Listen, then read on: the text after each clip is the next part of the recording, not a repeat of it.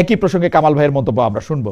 সেই ব্যাপারটি হচ্ছে যে সাবেক উপদেষ্টা সৈয়দা রিজওয়ানা হাসান সম্পর্কে জামায়াতের যে নায়েবে আমির আছেন, জামাতের নায়েবে আমির, তিনি একটি কথা বলেছেন কালকে সংবাদ সম্মেলনে। তো উনার কথাকে আমি একটু উদ্ধৃত করছি।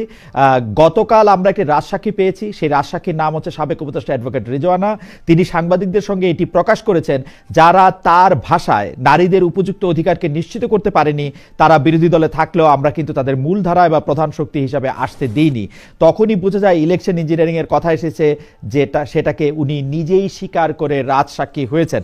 আমরা পাশাপাশি একটু আপনাকে পড়ে শোনাতে পাই, আপনাদেরকে একটু শোনাতে চাই। কামাল ভাই নিশ্চয় মনে থাকবে, আমি জাহেদ ভাইয়ের কাছ থেকেই প্রথমে শুনতে চাই। আমাদের শফিকুল আলম, যিনি প্রধান উপদেষ্টা প্রেস সচিব ছিলেন, তিনি এখনো তার দায়িত্ব মনে হয় একটু এক্সটেন্ড করছেন, পালন করে যাচ্ছেন, বা তিনি তার মানে কি বলবো, বিবেক থেকেই তিনি কথাগুলি বলছেন। তিনি ফেসবুকে একটি স্ট্যাটাস দিয়েছেন যেখানে হচ্ছে রেজওয়ানা আপার মন্তব্যটা আবার তিনি উদ্ধৃত করছেন। শি সেইড বলে তাকে উদ্ধৃত করছি। তিনি বলছেন, সালাম, মানে অর্থাৎ রেজওয়ানা আপার কথা, আজকে আমার বক্তব্যটা খণ্ডিত করে প্রচার করেছে, যদিও ভিডিওটা কালকের।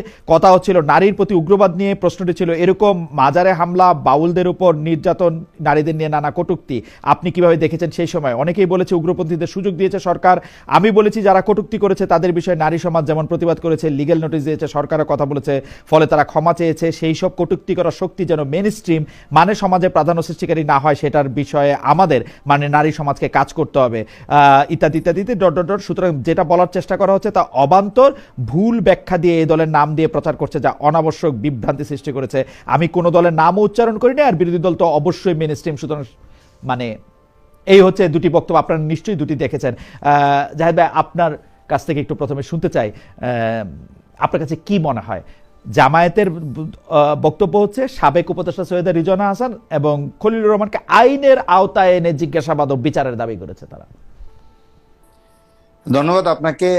দেখেন, এখানে আপনি পরের যে স্টেটমেন্টটুকু পড়েছেন, এটা হলো সৈয়দ রেজওয়ানা হাসান একটা ব্যাখ্যা পাঠিয়েছেন মিডিয়াতে, আমরা ওইটা পেয়েছি এবং আমাদের কালকের কপিতে ওইটা যাচ্ছে। ওনার বক্তব্য লেজে মেইনলি জামাত যে অভিযোগটা করেছে এই পুরোটাই যাচ্ছে ফার্স্ট পেজে আমাদের, এবং তার সাথে শেষ দিকে রেজওয়ানা হাসানের বক্তব্যটা যাচ্ছে। তো এইখানে উনি যেটা বলার চেষ্টা করেছেন, রেজওয়ানা হাসানের কথাটা দিয়ে শুরু করছি আমি। উনি যেটা বলার চেষ্টা করেছেন, উনি উপদেষ্টা হিসেবে বলেননি, উনি একজন নারী হিসেবে বলেছেন। ওনার স্টেটমেন্ট পড়ে বারবারই একাধিক জায়গায় ব্র্যাকেট দিয়ে এটা লেখা আছে সরকার না, মানে ওনার যে বক্তব্যটা আমাদের হাতে আসছে যে সরকার না মানে নারী সমাজ, মানে উনি ইন্টারপ্রেটটা আমাদের বলে এটা মিন করছেন মানে নারী সমাজ, তারপরে নারী সমাজ সরকার না, মানে উনি কয়েকটা জায়গায় এইরকম একটা ব্যাখ্যা দাঁড় করিয়েছেন এবং এটাই বলার চেষ্টা করছেন যে মাঝখানে একবার শুধু নির্বাচনের প্রসঙ্গটা আসছিল, ওই সময় আমি ওইটার আনসার দিয়েছি, আর বাকি পুরোটাই ছিল নারীদের ভূমিকা নিয়ে, নারীদের নিয়ে রাজনৈতিক দলের, এবং উনি নারী হিসেবে কি করবেন এই একটা অবস্থানে উনি দাঁড়িয়ে আছেন। আমার কথা হলো যে উনি অবচেতন মনে হোক কিংবা পুরো বক্তব্যের মধ্যে হোক, যে কোনো নিউজের ক্ষেত্রে আমরা একজন সাংবাদিক হিসেবে বলবো যে নিউজ পুরোটা, উনি হয়তো একটা লম্বা বক্তব্য, উনি বলছেন আমি একটা টেলিভিশন চ্যানেলে অনেক লম্বা বক্তব্য দিয়েছি, এটার খণ্ডিত অংশ প্রচার করছে, এই অভিযোগটা আমরা সবসময় শুনতে পারি। আমরা একজন মিডিয়া কর্মী হিসেবে আসলে পুরো বক্তব্য সবসময় দেওয়ার সুযোগ থাকে না, আমরা এটা দিতেও পারি না এবং এটা দেয় না। কিন্তু এখানে যদি কেউ ইন্টেনশনালি খালি ওইটুকু দেয়, এবং উনি বলছেন যে ওনার বক্তব্যের স্পিরিটটা এইটা উনি ব্যাখ্যা করার চেষ্টা করেছেন। এটা হলো আমি ওনার কথাটা বললাম, ওনার স্টেটমেন্ট।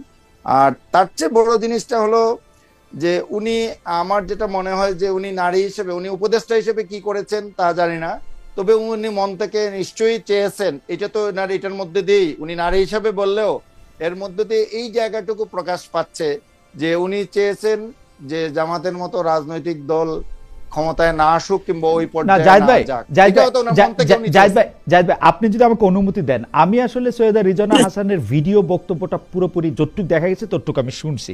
আমার কাছে কিন্তু একবারের জন্য মনে হয় নাই তিনি এটা ইলেকশনের জায়গা থেকে এটা মিন করছেন। ওনাকে স্পেসিফিক প্রশ্ন করা হয়েছে যে গত 1.5 বছরে, গত 18 মাসে নারীর প্রতি উগ্রপন্থাকে সরকার আসলে সেকেন্ড করেছে কিনা, সরকার আসলে এক ধরনের সুযোগ দিয়েছে কিনা। উনি বলছেন যে না, এরকম কোনো সুযোগ আসলে দেওয়া হয় নাই, এরকম কোনো কিছু করার নাই, এর সাথে নির্বাচনে কোনো সম্পর্ক আছে বলে আমার একবারের জন্য মনে হয় নাই।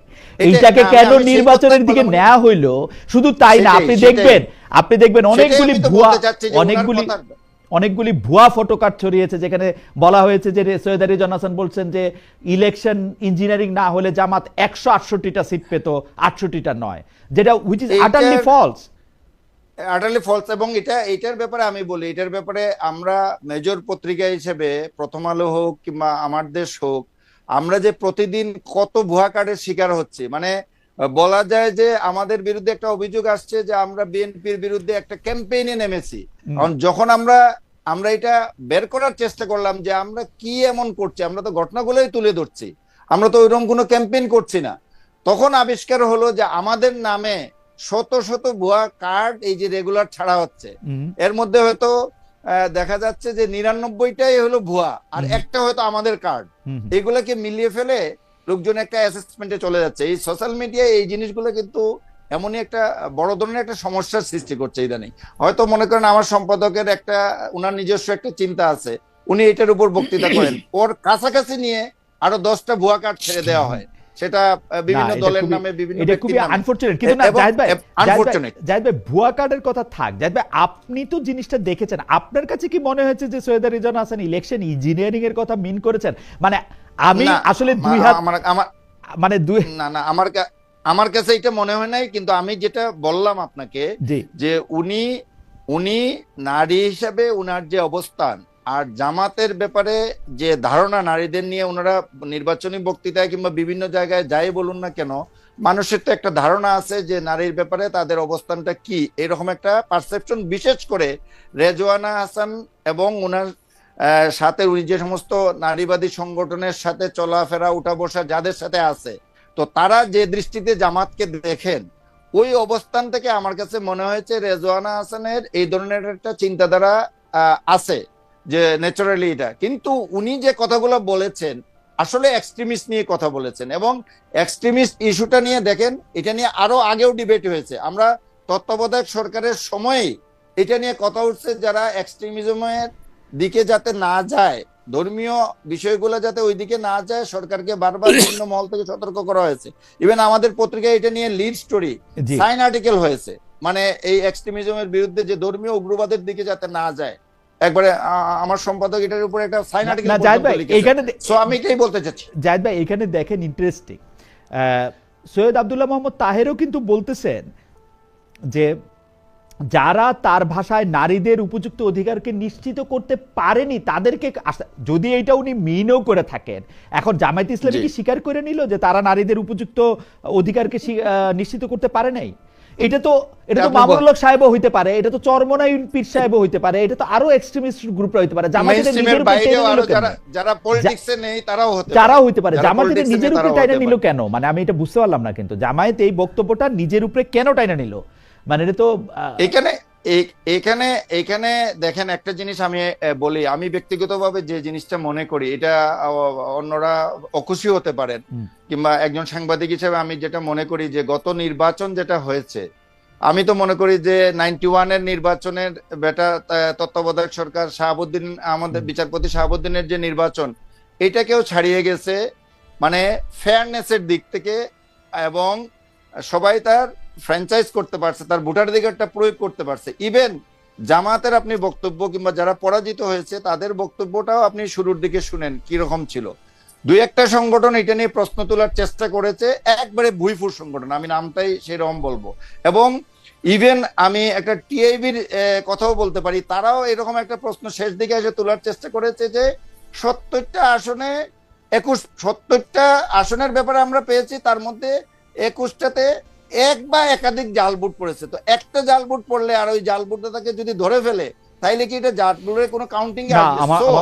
এইরকম একটা নির্বাচনকে নিয়ে আমার কোয়েশ্চনটা হলো, এইরকম একটা নির্বাচনকে নিয়ে এখন আবার নতুন করে প্রশ্ন তোলার আমার কাছে কোনো যৌক্তিকতা নেই। আপনি বলতে পারেন, এরপরে তারা যখন এই ডিবেটটা আসছে তখন জামাতের পক্ষ থেকে এই কথাও বলা হয়েছে যে কাউন্টিং এ আমরা নির্বাচন নিয়ে কোনো কথা বলছি না, কাউন্টিং নিয়ে কথা বলছি। তো কাউন্টিং নিয়ে কথা বললে এটার আবার রিপ্লাই আমরা দু একজনের কাছ থেকে শুনেছি, তাইলে আবার গণে নেন বলতে অসুবিধা নেই। এবং এখন আমরা জানি যে এটা কোর্টেও আছে, কয়েকটা 4টা সেন্টারের বিষয়গুলা কোর্ট বলে দিছে যে সবগুলো এখানে জমা দেন, আবার আমরা এটা দেখবো যাচাই বাছাই করে।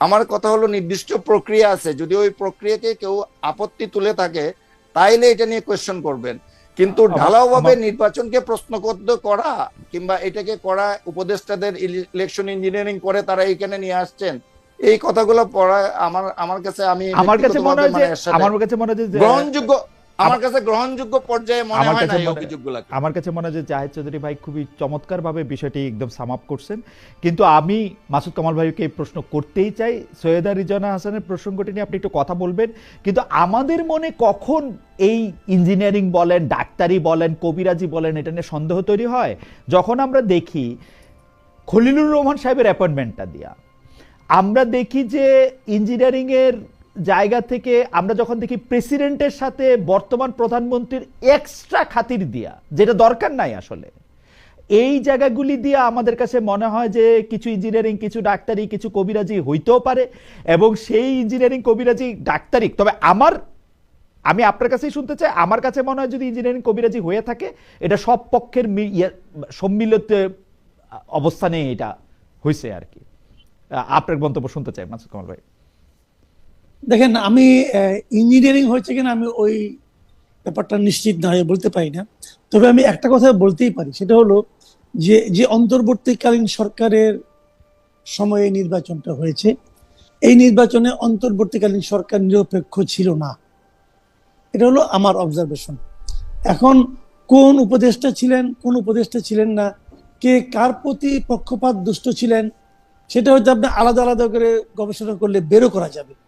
যেমন ডক্টর ইউনূস, উনি এনসিপির প্রতি পক্ষপাত দুষ্ট ছিলেন, এটা আমি মনে করি, এবং ওনার এই পক্ষপাতিত্বের কারণেই এনসিপির বিভিন্ন আসনে তারা এত ভোট পেয়েছেন।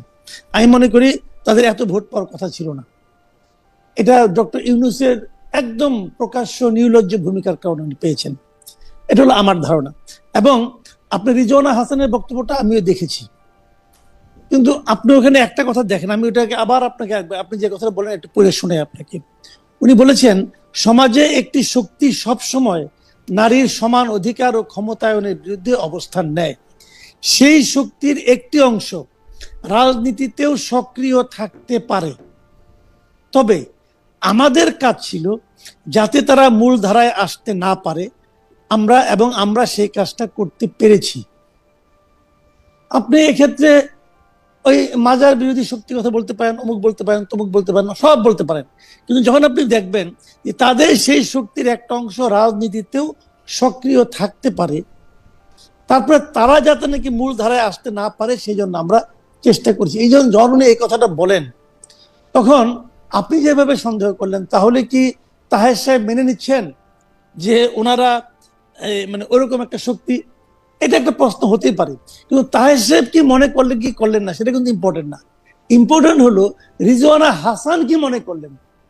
উনি তো উনার মনে করার কথাটা বলেছেন, এবং যদি সেটাও হয়, আমি ধরে নিচ্ছি জামাতের কথা বলেনি, আমি ধরে নিচ্ছি অন্য কোনো শক্তির কথা বলেছে, আমি ধরে নিচ্ছি মামুনুল হকের কথা বলেছে, অথবা আমি ধরে নিচ্ছি বিএনপির সঙ্গে যে ইসলামী দল ছিল তাদের কথা বলা হচ্ছে, যার কথাই আপনি বলেন, অথবা ইসলামী আন্দোলনের কথাও বলেন, যার কথাই বলেন, সেই জিনিসটা তাদেরকে আসতে না দেওয়ার যে কাজটা ওনারা করতে পেরেছেন, এটা কি একটা নিরপেক্ষ সরকারের কাজ?